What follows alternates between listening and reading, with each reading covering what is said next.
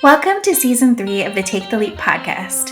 We want to thank you for being a part of this journey with us. Whether you're just starting to tune in or you're a longtime listener of the podcast, you can expect to hear from entrepreneurs in all stages of their journey, how they got to where they are, and all the mistakes and victories they've had along the way. We're excited to share new guests and have some returning folks from our first 2 seasons.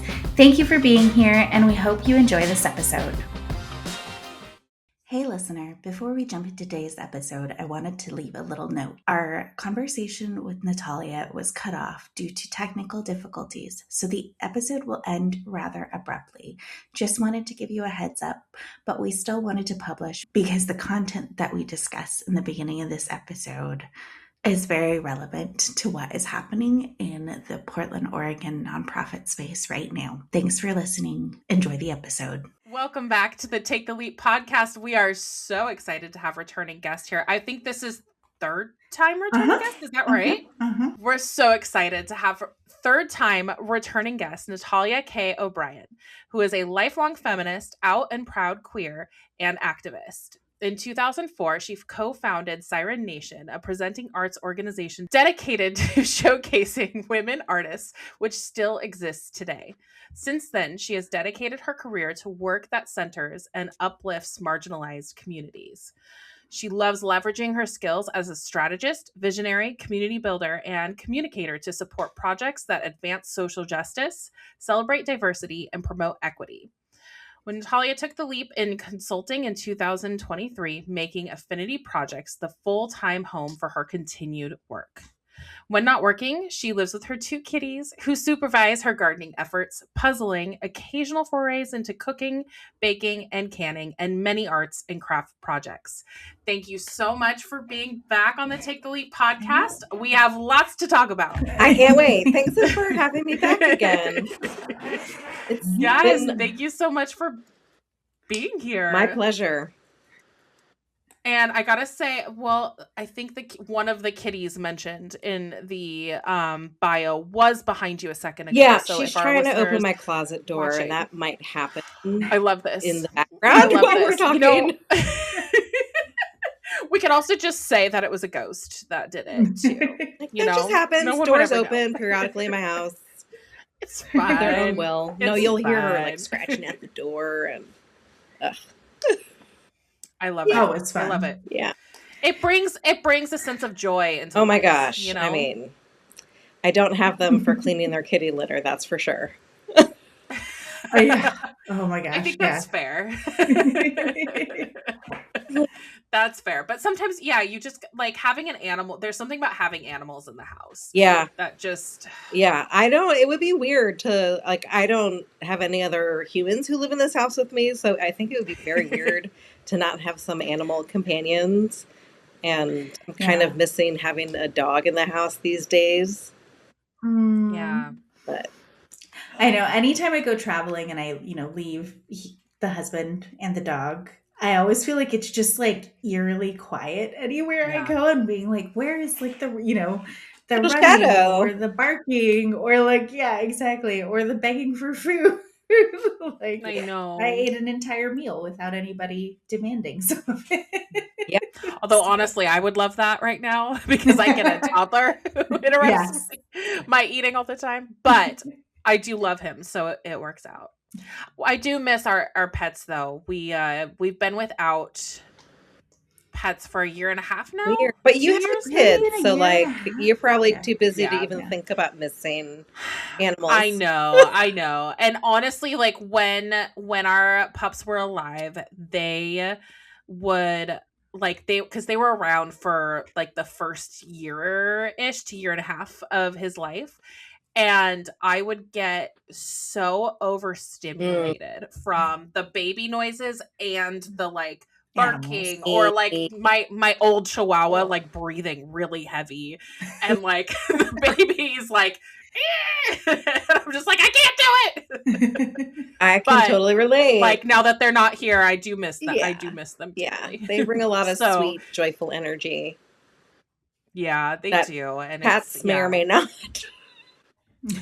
True. But cats are very sweet too. Depends. We just found out that we think my son is allergic to cats because he's been around them quite a bit lately.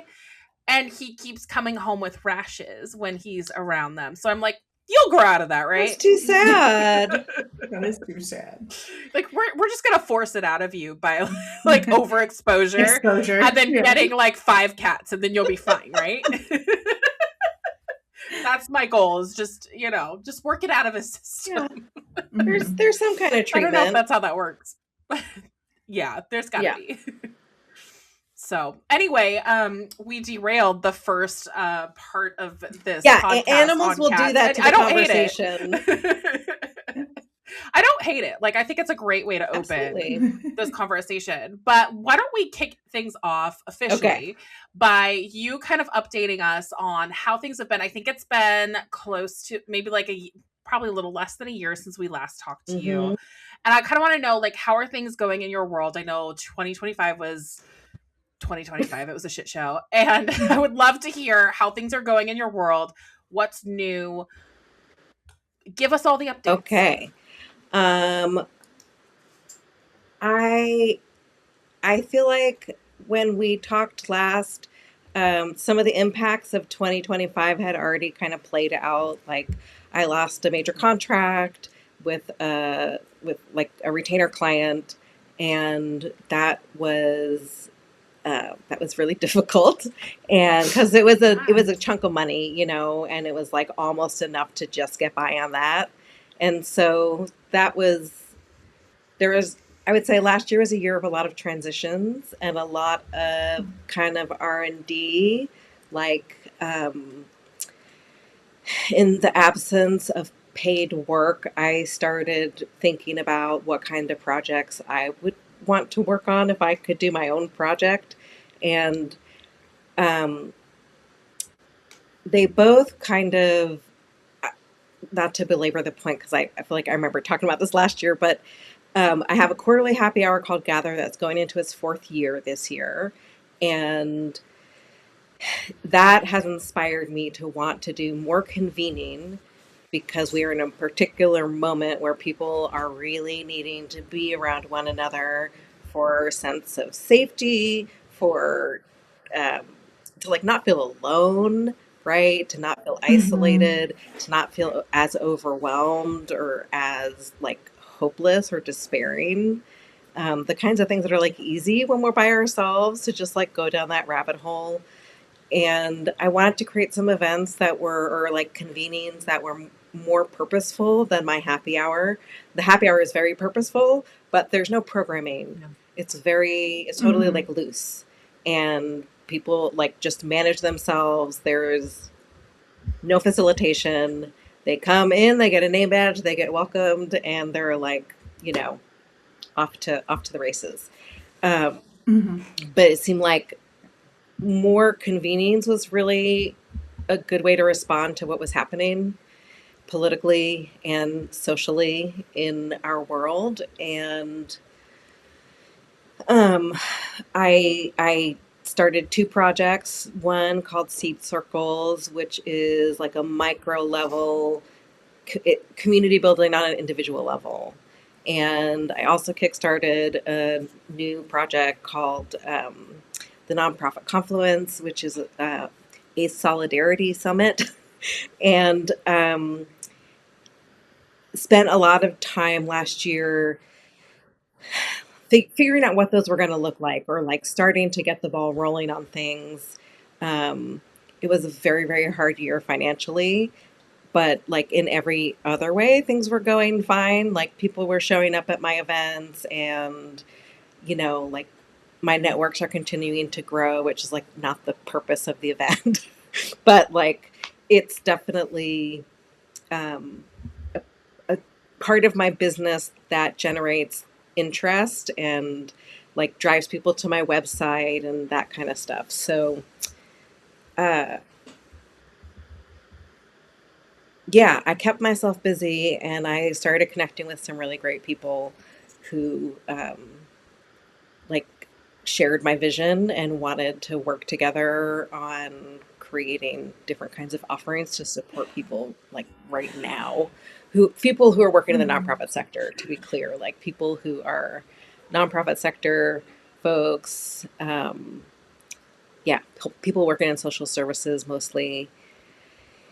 And now with the new year, like, I think we all thought for like a hot second, like there was going to be some fresh and new page turning, and like we tried to turn the page, and we just did not successfully do that at all. And then we had to reckon with the fact that like, oh yeah, same old new year, same old shit. And but I have to say, like, the two projects that I developed last year are totally giving me life and putting me in rooms with people who I really enjoy working with. And there's something really lovely about working with a group of people where it's completely like there's no hierarchy and it's a very unilateral situation. Like we're just collaborators working together, and like it's at will, right? Like people are volunteering their time, and so they really have to believe in the vision to like be dedicating their time and energy to bringing it to life. And it's not like it's exciting to watch it to come to life, but also it's just like amazing to sit in a room with people virtually and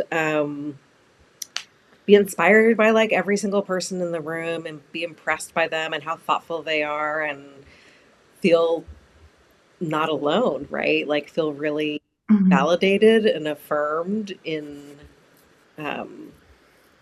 like how I'm feeling right now. And like what might be a good path forward.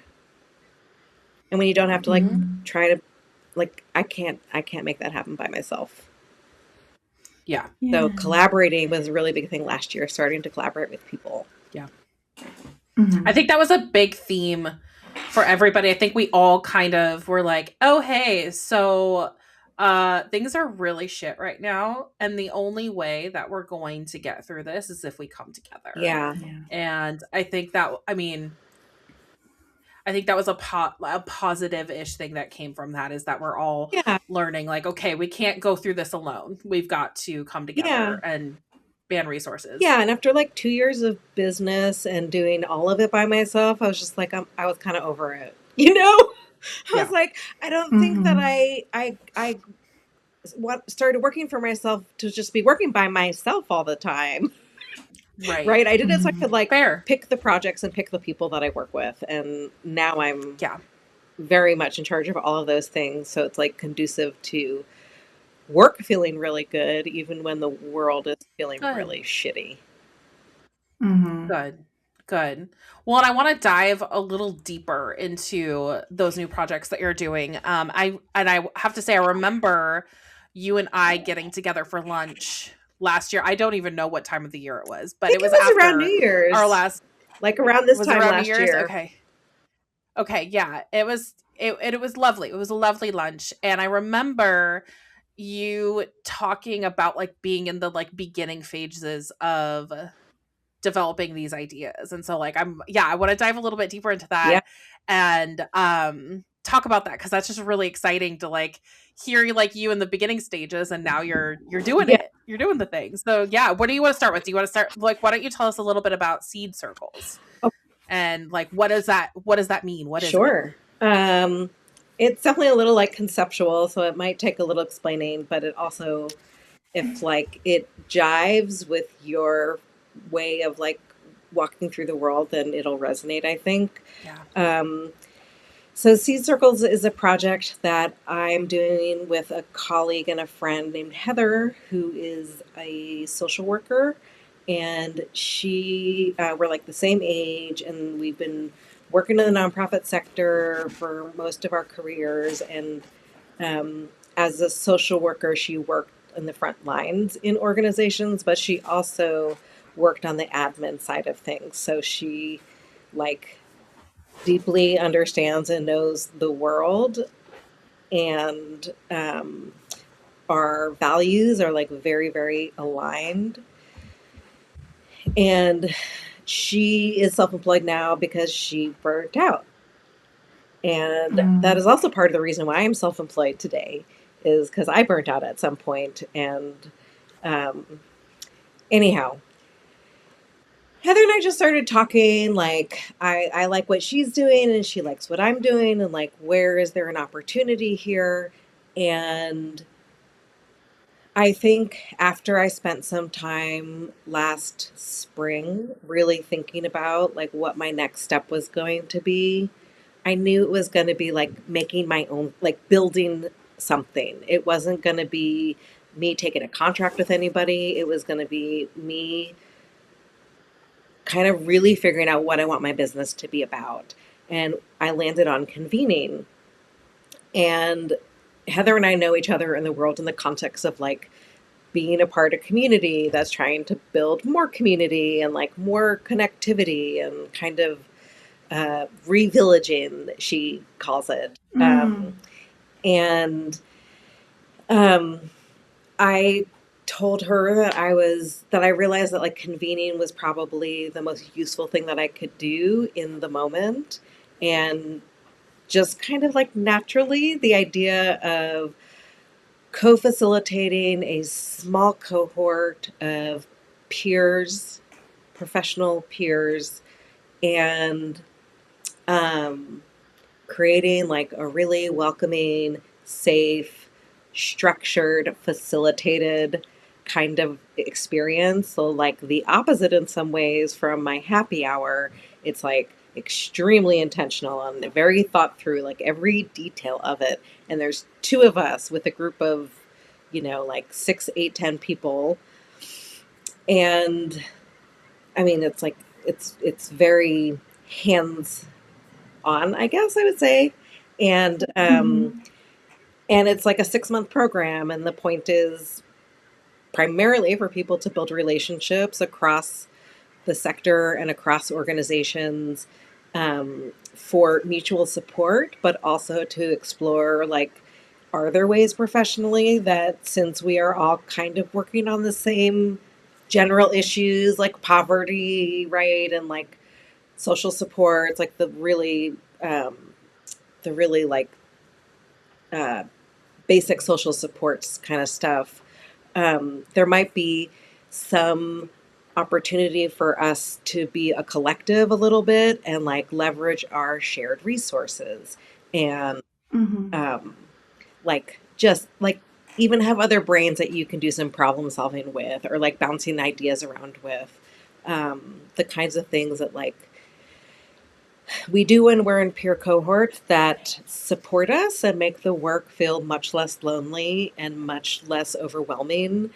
and much less like you got to figure it all out yourself. Like, both Heather and I have had the experience of being like the only person doing communications or the only person doing fundraising, and the challenges of doing that in an organization, right? Like it can go great, but it can also go terribly. And I think there's many positions like that within organizations where people feel isolated, but I also hear people talking a lot about feeling isolated, even like from other organizations. Which is like why I started Gather, to create opportunities for that organizational cross sector community building and networking to happen. So Heather and I did a beta last year for 3 months, kind of just get a feel for things and see how it went. And we are launching our first cohort next weekend. And it feels like a kind of slow build, but I think once we have a couple of cohorts and people who will be talking about it to other people, that word of mouth will, like, it will have a sort of natural growth at some point. Like we're in like slow incremental, working very hard for every registration. And but like we're starting to think too about like how could we bring this work into organizations where people feel siloed within organizations, because it's a really big bureaucracy, right, at the state level or the county level. And I think people are kind of waking up to like how lonely we all are and how isolated we all are and how much we all crave connection and community. And I think we're like maybe just right out ahead a little bit of the whole situation, by like being like, we have something to offer to help you. So we have a little cohort and it's going to be very sweet, I think. And we're like, I need it for me too, you know, like a space where like you get to be nourished and nurtured in every aspect. Like it's not like being at work.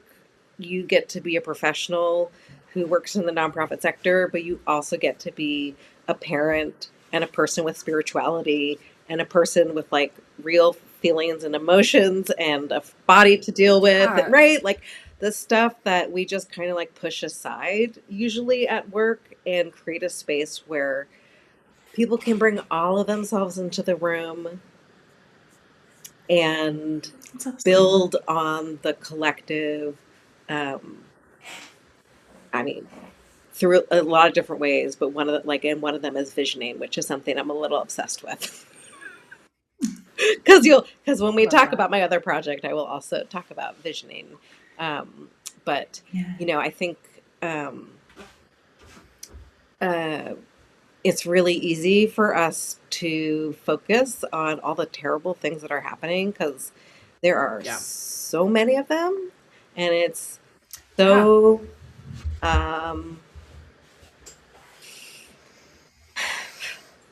overwhelming and surreal and challenging and inescapable. And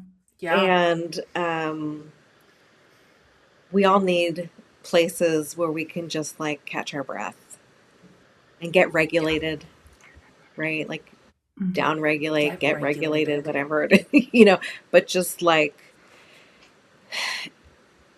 acknowledge we are all people, but also like we actually want to get something done by being together. We want to become more collective and collaborative in the work we're doing. And so we'll start just with a room of professional peers, building those interpersonal relationships, and then like seeing what comes when we get to really nurture that. I love that. That's beautiful and so necessary right now. Yeah, people are hurting, people are struggling.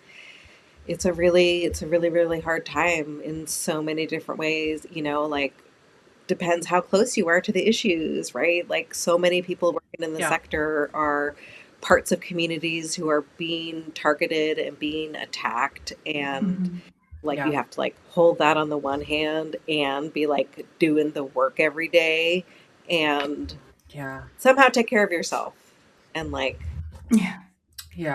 well, what usually happens is that people don't take care of themselves. Exactly. And it took me a very, very long time to like understand that like that's just not sustainable, right? Like going hard, going all in, getting completely obsessed, spending all of my time and energy on one thing, just like isn't healthy. And it's really hard to resist the sense of urgency, because it kind of is urgent. Like we are facing fascism and we are facing autocracy and we are facing all sorts of fuckery, and like we need each other, right? Like basically what it comes down to is like we need each other. We really need each other right now. And like the only way we're going to figure out how to get out of this is by talking to each other. Exactly. Well, and just to kind of like further your comment, I feel like we're in our work lives, in our individual lives, like we're very individualistic, right? Like our society's set up that way, capitalistic society. We all depend on ourselves and our, you know, single family unit. Yep. And when we get stressed, a lot of us tend to go inward instead of outward and build community. But to your point, the only way we're going to solve things is if we come together and work together and share resources and slow down, literally build slow the and fuck slow down. and Exactly. attend to our well-being, because To like you. it will not be sustainable otherwise. And this is a Exactly. big fight, and a lot like in a much larger, longer battle, right? Exactly. Inside of And an even you're one longer person. war or devolution, like Yeah. whatever's happening. Exactly. And you're one person and you can't solve it all by Yeah. yourself. You need to be healthy enough to work with other people to come together to solve all these things. Yep. Yeah. So like, It's not in a natural instinct for a lot of people right. to do that, but it's really important. Yes. Yeah, and that's been my instinct when I've come up against challenges in my life, is to like reach out and like pull my people in. And I know that's not everybody's instinct, and also not everybody has, I don't know, like the skills or the inclination to do the outreach, to try to like make a thing happen and organize and provide some kind of leadership, or at least like direction, right? Like a vision. Yeah. I love that. Yeah, and we internalize the that whole capitalist thing about. Well, I'm curious because you said that you ran a Seed Circles beta. So, like, what were some of the things? Well, and if it's confidential, you can't talk about it. Sure. But what were some of the things that came out of that group? And Yeah. you know, in broad strokes, what did people work on? Because I love the concept of Right, this. It's but like, what so does it funny that actually look like? How does But it? what does it actually Yeah. look like? Yeah, Yep. yeah. Yeah, fair. Absolutely. Thank you for helping me like get more specific. Yeah. Well, yeah, so first let me answer that question about like what it actually looks like or feels like. We have a space that is in like a healing arts building. It's like a home that's been converted to a healing arts space, and they have a room that's like warm and casual and different seating options and different table options. And sometimes we sit on the ground. We always are sitting in some kind of circle. We start every time with like grounding ourselves and doing some deep breaths. Heather often does like a short guided meditation to again like help us down regulate and like get present and arrive. And I mean, I think depending on what the sort of direction is of like our goal for that day, like if our goal for that day is to talk about like our strengths and what assets we have kind of at our disposal, so that like we can know one another's strengths, and um, so like that will dictate what how the agenda flows.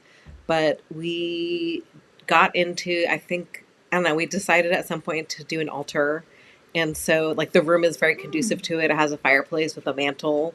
And so we made kind of an altar space, and every time I asked people to bring something that would like tie in with what the theme of the day was. So if it was about visioning, it was like bring in something that inspires you and like really kind of makes you hopeful, right? If we're talking about like where we come from and who our teachers are and who our ancestors are, then what comes up on the altar will like reflect that conversation. And it's not anything like, I mean, obviously it's woo, but like it turns out it's really nice. It just kind of like sets a tone, spending some time talking about what we brought. It's like show and tell, is how like one participant described it. And we don't get to do that very often as adults, so it's kind of fun. Right. And Yeah. I mean, it has the power of, I think, like strengthening the container energetically in the room. And I don't know, it supports us in some kind of way, I believe. to build an altar. Well, what a cool way to like do some meaning making and like place making, together, because it is something that you rotate right each time, but it does give you that connection to like each other, and because everybody is bringing something that's like representative and hopefully meaningful to them. It's just a cool way to facilitate something different that, because a lot of times it's just like it's going in the circle and introducing yourself, and that's just such a small sliver of what you can do. Like we definitely thought a lot about like what are all the different aspects of ourselves that we need to spend time digging into so that we can all like understand one another. And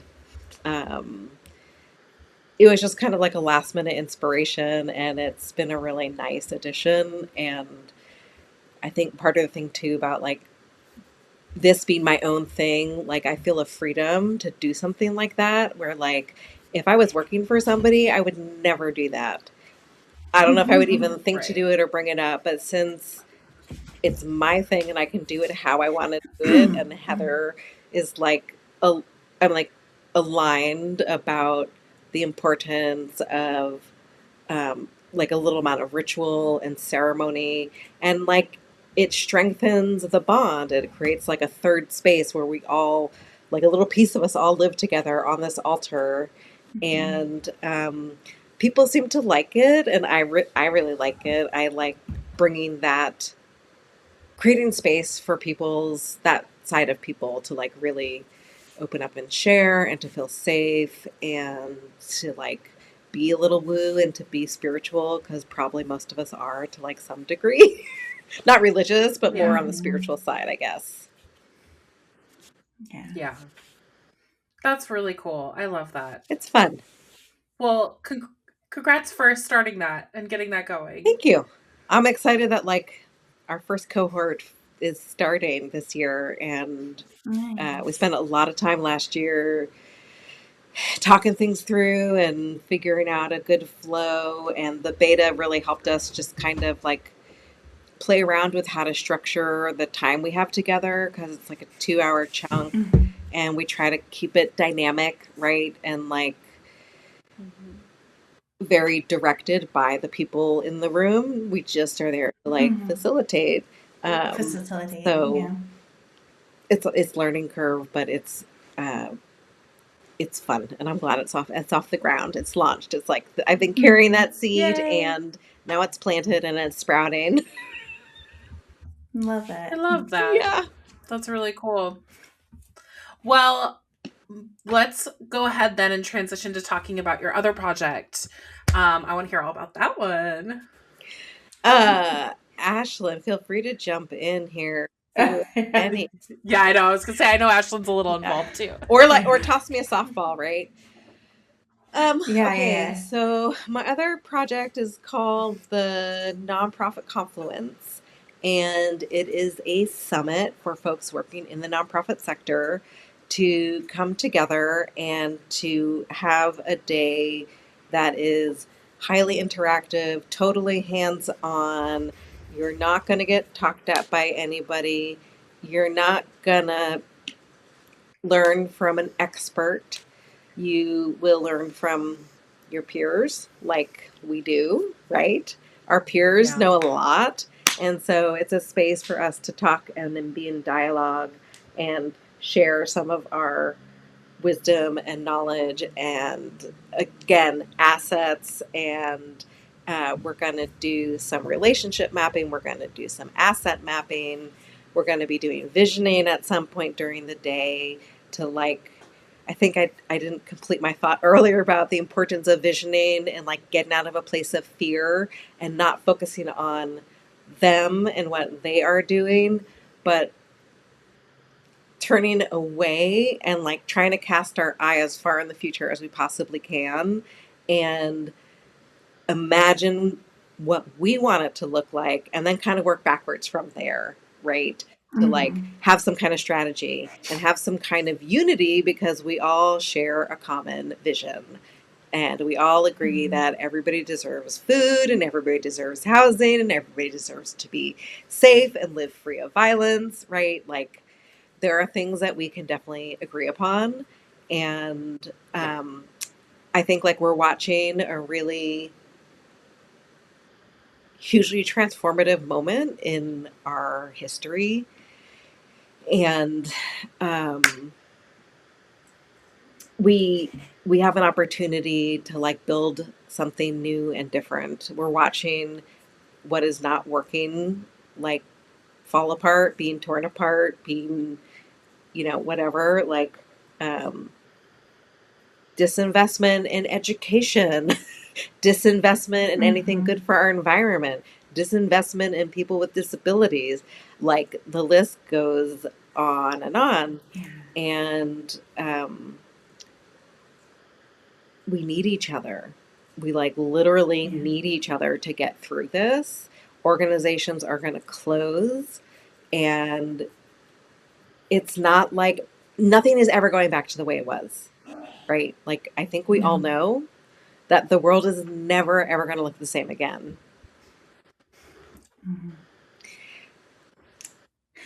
Well, I think what's so interesting about the nonprofit confluence and the summit is that a lot of times nonprofits don't get put in the room together like this, or when they do, like you said, they're being barked at by an expert, or like conferences tend to be like, you boom boom boom, you do all these tracks, you do all these things, you go back to your job, and you're like, how the fuck am I supposed to implement any of this shit? Right. And also, like, great, I got a day off to do this. What a lost opportunity to talk with a bunch of, like, the real experts are us. Like, we know what the fuck we're doing. Like, what I don't know, I have a colleague who does know.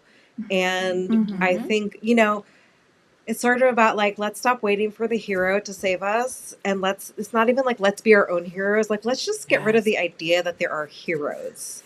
And like, we all need to take responsibility. We all need to step up. We all need to work a little bit harder right now to like meet this moment. And I hope that the summit creates an opportunity where, again, like primary goal, relationship building, those connections are going to be interorganizational and cross-sector. And, the hope is like ultimately that leads to more collaboration, and it creates the groundwork on which collaborations can actually like emerge. Because I think they usually do actually come from the bottom up in organizations. And like you were saying, Ashlyn, I always felt when I went to conferences, like I wanted so much to meet the other people. Like, you're there because you give a shit about something, and then there's other people who also give a shit about something. Like, I want to meet other people, and I'm spending all my time taking notes and getting talked at. And that's why I started my happy hour. It was like, in my mind, it was like the after conference happy hour that I never have the energy for because I'm exhausted after a day of a conference. But like, to have the time to do the socializing that I always wanted to do at conferences and never got to do. And so then like coming up with the summit as like a response to, like, we don't need more people talking at us. We need more time and opportunity to talk with each other, to like build relationships, but also like planning, strategy. Not possible when there aren't more interorganizational relationships. Yeah. I think too, like, I know that not all speakers are like this, but I feel like there are many people who become keynote speakers that they have been so detached from the actual day-to-day work that, they're just on the speaker circuit. They're not telling you things that apply to right now. Can I tell you how mad I am when I end up in a workshop and a conference that is being led by a sponsor who is clearly just using it as an opportunity to market their product themselves? Yep. Thank you for tuning in to another episode of the Take the Leap podcast. Check out our show notes to connect with us and our guests. If you have questions about the episode or ideas for future topics, send us a direct message on Instagram or email us at aloha@taketheleap-today.com. If you're interested in being a guest, fill out the guest interest form on our website. If you're a new entrepreneur who is looking for a roadmap to move your business idea forward, check out the Take the Leap course on our website, taketheleap-today.com. Members who join the course also have an opportunity to join us in bi-weekly co-working and group coaching calls to build momentum and work on your business. And if you'd like a flavor of what we offer, sign up for our free webinar with the 9 essential steps you need to launch your business with clarity and confidence. See you next time.